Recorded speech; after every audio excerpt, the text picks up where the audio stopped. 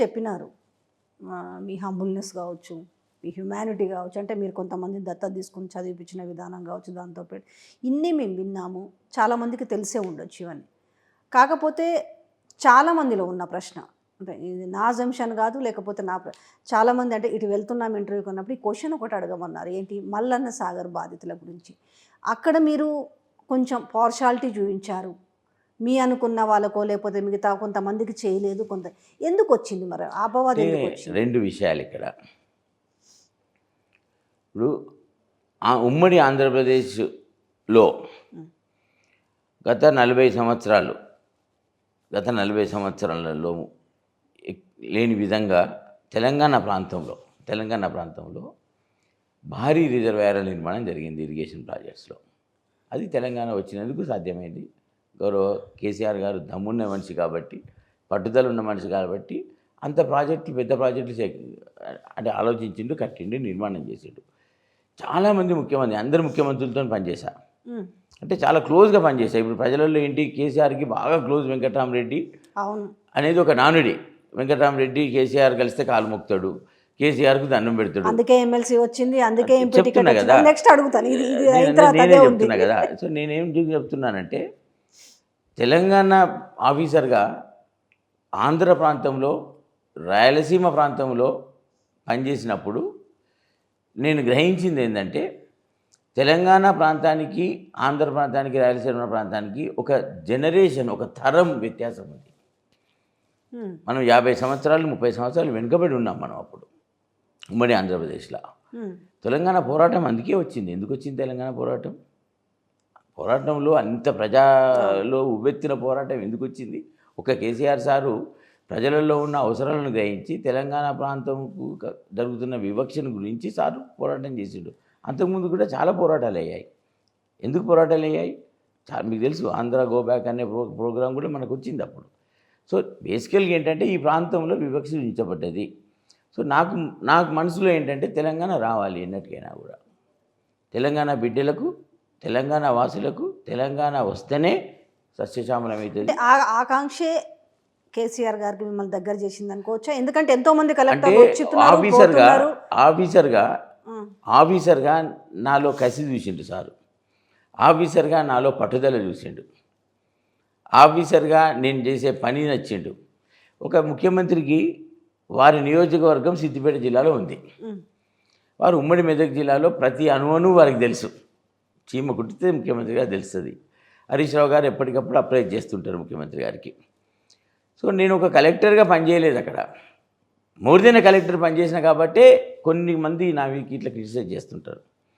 So more దెన్గా కలెక్టర్గా పనిచేసిన కాబట్టే ఇవాళ సిద్దిపేట జిల్లా దేశంలోనే ప్రథమ 10 జిల్లాలలో ఇవాళ ర్యాంకులో ఉంది. It's a collective effort. ఒక్క ప్రశ్న, మీకు ఇబ్బంది అనిపించదు అంటే అందరి నోట్లో ఆ రోజు మీ పైన విమర్శలు కూడా బాగా వచ్చినాయి కాబట్టి, అంటే మీరు ఒక ఐఏఎస్ ఆఫీసర్ అయ్యుండి, ఎందుకు ఒక ఆఫీసర్, మీరు గవర్నమెంట్ ఇది కదా, ఎందుకు ఆయన కాళ్ళు మొక్కాల్సినంత, అంటే మీరు బ్లెస్సింగ్స్ అంటాం అంతే, లేదు ఆయన కాళ్ళు మొక్కి మీరు బ్లెస్సింగ్స్ తీసుకోవాల్సినంత అవసరం ఏమొచ్చింది అనే ప్రశ్నలు మీరు పేపర్లలో చాలా చూసుకున్నారు, మీరు వార్తల్లో హెడ్లైన్ కూడా బాగా చూసారు కదా. ఏం జరిగింది చెప్పండి ఆ రోజు వాస్తవంగా? చెప్తాను మీకు. మీరు భారతదేశ చరిత్రలో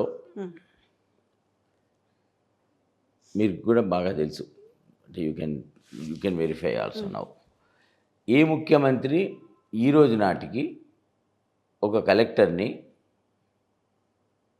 నూతన బిల్డింగ్ కట్టించి కుర్చీలో కూర్చుండబెట్టి అక్షింతలు స్వతంత్ర భారతదేశంలో ఒక ముఖ్యమంత్రి చేశాడా? First point. ఒక కలెక్టర్ అనే ఉన్నత పదవికి, అంటే జిల్లా అధికారిగా ఒక బాధ్యత గల పదవికి ఒక ముఖ్యమంత్రి వచ్చి కూర్చుండబెట్టి అక్షింతలు వేసినప్పుడు అందులో నేను నా తండ్రిని చూసుకున్నా. ఆ రోజు నా తండ్రి బతికుంటే డెఫినెట్గా నేను కలెక్టర్ బాధ్యతలు తీసుకున్నప్పుడు ఏ తండ్రి అయినా కూడా వచ్చి దూరం నుంచి అయినా చూసి ఆనందపడతాడు, 100% ఆనందపడతాడు. దట్టు ముఖ్యమంత్రి గారు వచ్చి కుర్చీలో కూర్చుండబెట్టే సన్నివేశము ఎవరు మిస్ అవుతారు? ఏ కుటుంబ సభ్యులు మిస్ అవుతారు? భారతదేశ చరిత్రలో ఏ ముఖ్యమంత్రి వచ్చి కూర్చొని పబ్లిసిటీకి చేసిన వ్యవహారం అది. తెలంగాణ గడ్డ మీద 33 జిల్లాలు చేసి మన కలెక్టరేట్లు కొన్ని రాష్ట్రాల సెక్రటరియట్ల లాగా ఉన్నాయి ఇవాళ. మన కలెక్టరేట్ బిల్డింగ్లు, మన కలెక్టరేట్లో ఉన్న ఆఫీసులు అన్నీ ఏకీకృతమై ప్రజల సౌలభ్యం కొరకు ఒకటే కేంద్రంలో ఒక దగ్గర కట్టి అవి ఇవాళ కొన్ని రాష్ట్రాలకు సెక్రటరియట్లు అలాంటి బిల్డింగ్లు కట్టిన ఘనత కేసీఆర్ సార్ది. ఎవరు కట్టిండ్రు? తెలంగాణ తెచ్చుకున్న తెలంగాణకు అట్లాంటి ఇన్ఫ్రాస్ట్రక్చరు ఒక 50-100 సంవత్సరాల బిల్డింగ్ అది ఉంటుంది. ఎవరు కట్టిండ్రు? ఆ రోజు నా తండ్రిని చూసుకున్నాను నేను. ఆ రోజున నా తండ్రి బతుకుంటే నా ఒక కలెక్టర్కి అక్షింతలేసి కుర్చీలో కూర్చుంటే పెడితే నా తండ్రి సంతోషించాడా దూరం నుంచి చూసి? నేను నా తండ్రికి దండం పెట్టుకోకూడదా? నేను తెలంగాణ బిడ్డను కాదా? తెలంగాణ అభివృద్ధి కొరకు తెలంగాణ పోరాటం చేసేసి తెలంగాణ కావాలని కోరుకున్న వ్యక్తిగా తెలంగాణ వచ్చిన తర్వాత నేను ఏదైతే తెలంగాణ కోరుకున్నానో తెలంగాణ మొదటి ముఖ్యమంత్రిగా వచ్చి తెలంగాణ సాధించిన ప్రదాతగా వచ్చి నన్ను కుర్చీలో కూర్చుని పెట్టి అక్షింతలు వేస్తే నాకు అంతకన్నా జన్మం లేవు. ఏం కావాలండి? ఏం కావాలి చెప్పండి మీరు. ఎందుకు అసలు తప్పు? దానిలో బేసికల్ 2 రాజ్యాంగంలో కలెక్టర్కి ఎక్కడన్నా తండ్రిగా భావించే వ్యక్తికి, ఒక మనిషిని ప్రేమతో అభిమానించే వ్యక్తికి పాదాభివందనం చేయడంలో తప్ప. ఆ రోజు పూజారులు కూడా నాకు అక్షింతలు వేసిండ్రు, పూజ కూడా చేసిండ్రు. పూజారుల కాళ్ళు కూడా మొక్కాను నేను. మరుసటి రోజు ఆ విమర్శలు పెద్ద ఎత్తున మీ మీద వచ్చినప్పుడు ఏమనిపించింది మీకు? ఏంటంటే అంటే దురదృష్టం ఏంటంటే ప్రస్తుతం సోషల్ మీడియా, ప్రస్తుత రాజకీయ నేపథ్యము, పరిస్థితులు, విమర్శ అనేది క్రేజీ అయింది ఇవాళ. సో కొన్ని దిగజారుడుతనాలు అంటాం దాన్ని. తర్వాత కూడా డిబేట్ పెట్టారు. డిబేట్లు కూడా జరిగాయి టీవీ న్యూస్ లోపల, న్యూస్ పేపర్లు జరిగాయి. సో నాకు ఒక అలవాటు ఉంది. జనరల్గా ఏదన్నా చిన్న ఇన్సిడెంట్ అయినప్పుడు నా గురించి ఎవరైనా వాక్యాలు చేసినా, ఎవరైనా రాసినా ఆ 5 days నేను న్యూస్ పేపర్లు చదివా. ఆ 5 days నేను అసలు టీవీ ఛానల్ కూడా పెట్టలేదు. మా అమ్మ ఏంటిరా రాము ఏమో అయింది అని చెప్పి అడిగింది మా అమ్మ. అమ్మ తెలంగాణ వచ్చింది, తెలంగాణ ప్రదాత వచ్చిండు, ఆంధ్రాలో పనిచేసిన, రాయలసీమలో పనిచేసిన. నేను తెలంగాణ రాకముందు 2002 సంవత్సరంలో పీడీగా ఉన్నప్పుడు చెక్ డ్యాములు, పెద్ద పెద్ద చెక్ డ్యాములు అప్పటి టీడీపీ ప్రభుత్వం శాంక్షన్ చేస్తే ఆందోళ్ మండలంలో, మిగతా మునిపల్లి మండలంలో 10 కోట్లు 5 కోట్లు రోడ్ వర్క్స్ కూడా ఆంధ్ర కాంట్రాక్టర్లు వచ్చి చేసిండ్రమ్మా.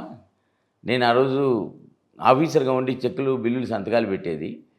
ఇక్కడ స్థానిక కాంట్రాక్టర్లకు పనులు చేసుకోవచ్చు కదా అని నేను ప్రశ్నించిన ఆ రోజు అధికారిగా. ఆ రోజు జరగలేదు.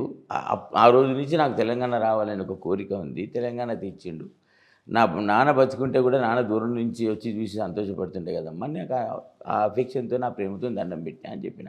ఇంకా 100 సార్లు కూడా కేసీఆర్ కాలు దండం పెడతా, తప్పేముంది? ఆయన ఏం తప్పు చేసిండు రాష్ట్రానికి? ఆయన ఏం చేయలేదు చెప్పండి రాష్ట్రానికి.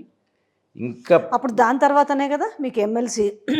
నాట్ ఎట్ ఆల్ ఎమ్మెల్సీ అక్కడి నుంచి అంటే ఇంకా మీకు అంటే ఇంకొకటి విషయం అటాచ్మెంట్ చేసుకుంటూ లేదు. ఇంకొక విషయం గమనించాలి. అంటే నేను ఈరోజు చెప్తా ఉన్నాను, నేను ఇప్పటివరకు ఎవరికి చెప్పలేదు, సందర్భంగా వచ్చింది కాబట్టి చెప్తా ఉన్నా. కేసీఆర్ గారు 2018 ఎలక్షన్స్లో గెలిచిన తర్వాత కరీంనగర్కి వెళ్ళారు. వారికి ఏంటంటే కరీంనగర్ వస్తుంది కాబట్టి కరీంనగర్కి ఫస్ట్ నెక్స్ట్ గవర్నమెంట్ వచ్చిన తర్వాత కరీంనగర్కి వెళ్ళి ఒక మీటింగ్ పెట్టారు. ఆ రోజు కరీంనగర్లో జిల్లా పరిషత్తులో ఎక్కడో కలెక్టర్ ఆఫీస్లో ఒక మీటింగ్ అటెండ్ అయ్యి లంచ్ సమయంలో, లంచ్ అయిన తర్వాత అందరూ కలిసి ఆ జిల్లాలో ఎన్నుకోబడ్డ ప్రజాప్రతినిధులు, ముఖ్య నాయకులతో సార్ ఉన్నాడు. సరే ఫస్ట్ టర్మ్ అయిపోయింది, సెకండ్ టర్మ్ ప్రభుత్వం ఏర్పాటు చేస్తున్నాము అది అన్నట్టు. ఆ రోజు నాకు అక్కడ ఉన్న ఒక ప్రజాప్రతినిధి చెప్పాడు. ఆ రోజు సాయంత్రం ఫోన్ చేశాడు. నీ గురించి ముఖ్యమంత్రి గారు చాలాసేపు మాట్లాడారు, నాకు 5-4 వెంకట్రామరెడ్డిలు ఉంటే చాలు రాష్ట్రానికి, అట్లాంటి ఆఫీసర్లు కావాలి మనకు. అన్నీ కూడా చుట్టూ ఒక ఆర్టిఫిషియల్ మేడ, అంటే ఒక లైన్ గీసుకొని పనిచేస్తారు. ఆయన హృదయంతో పనిచేస్తాడు. పరిమితులు దాటి పనిచేయకున్నా కూడా జీవోలు ఏవైతే ఉన్నాయో, ఏదైతే చేస్తే తను ప్రజలకు మేలు చేస్తాడనే ఆలోచనతోనే అగ్రెసివ్గా పనిచేస్తాడు. 10 రోజుల్లో చేయాల్సిన పని ఒక రోజులో చేస్తాడు. చాలా ఎవరిని ఇబ్బంది పెట్టకుండా అందరినీ సమన్వయం చేసుకొని పోతాడు. అట్లాంటి ఆఫీసర్లు ఉంటే రాష్ట్రం శరవేగంగా అభివృద్ధి చెందుతుంది. సాధించుకున్న తెలంగాణలో అట్లాంటి ఆఫీసర్ కావాలి అనేది చెప్పారు. స్వయాన ఏ క్యాబినెట్ మినిస్టర్ కూడా ముఖ్యమంత్రి గారితో కూర్చున్నప్పుడు చర్చలు జరిగినప్పుడు సిద్దిపేట జిల్లాలో నేను చేసే పనులు సారు స్వయంగా వాళ్ళకు ఫోన్ మాట్లాడి, వెంకటరామ్ ఇక్కడ పలానా మంత్రి ఉన్నాడు, పలానా పని నువ్వు బాగా చేసినావు, నేను అబ్జర్వ్ చేశాను, ఈ మంత్రికి నువ్వు ఎట్లా చేసినావు చెప్తే వాళ్ళ కలెక్టర్ కూడా ఈ మంత్రి తెప్పించి చేయించుకుంటాడని చెప్పి ఆల్మోస్ట్ అందరి మంత్రులకు ఎన్నో సందర్భాలలో నాతో ఫోన్లో మాట్లాడాడు. నేను 25 సంవత్సరాలు సీనియర్ అధికారిగా పనిచేశాను. నేను అన్ని జిల్లాలలో అంటే మచిలీపట్నం, కృష్ణా జిల్లాలో పనిచేశా, తిరుపతిలో పనిచేశా, చాలా జిల్లాలలో పనిచేశా. మీరు కూడా బహుశా ప్రజా జీవితంలో మీరు కూడా పబ్లిక్ కాంటాక్ట్లో చాలా కాలం ఉన్నారు. మీకు almost 25 to 30 years. I think you have been in this field whatever it is. ఒక కలెక్టర్గా పనిచేస్తున్నప్పుడు ఆ కలెక్టర్ పనులు చూడడానికి రాష్ట్రంలో ఉన్న ఐఏఎస్ ఆఫీసర్లు అందరూ వచ్చారు సిద్దిపేటకి. రాష్ట్రంలో ఉన్న కలెక్టర్లు అందరూ వచ్చారు ఒకసారి. ఆల్ 39 తప్పితే 32 కలెక్టర్స్ వచ్చారు. రాష్ట్రంలో ఉన్న ఎమ్మెల్యేలు అందరూ కూడా ఒకసారి వచ్చి చూసిపోయారు. రాష్ట్రం మొత్తం క్యాబినెట్ అండ్ సీఎంఓ వచ్చి సిద్దిపేట జిల్లాలో రివ్యూ పెట్టి నేను ఒక 1/2 hour 40 minutes as a district కలెక్టర్గా నేనేం చేస్తున్నానో మాట్లాడాను. రాష్ట్రంలో ఉన్న మున్సిపల్ కమిషనర్స్ మొత్తం మందిని ఒకరోజు పంపించారు. మున్సిపల్ ఎలా పనులు జరుగుతున్నాయి ఒకసారి చూడాలని. అదేవిధంగా రాష్ట్రంలో ఉన్న మున్సిపల్ చైర్పర్సన్స్ మొత్తం వచ్చారు. ఆల్ ఐపీఎస్ ఆఫీసర్స్ వచ్చినప్పుడు why district is progressing this fast, what is the great thing about it, why it is happening like this అని అడిగారు. ఆ రోజు డీజీపీ మహేందర్ రెడ్డి గారు ఉండే. ఆల్ ఐపీఎస్ ఆఫీసర్స్ వచ్చినప్పుడు నేను కూర్చుండి ఆ రోజు నేను ఒక 30 minutes మాట్లాడాను. ఎందుకు? సో బేసికల్గా ముఖ్యమంత్రి గారు కూడా ఏ మీటింగ్లోనైనా కూడా వెంకటరామరెడ్డి లాగా మీరు ఎందుకు చేస్తలేరు అనేది ఒక నానుడైంది. ఏ కలెక్టర్స్ కాన్ఫరెన్స్ అయినా కూడా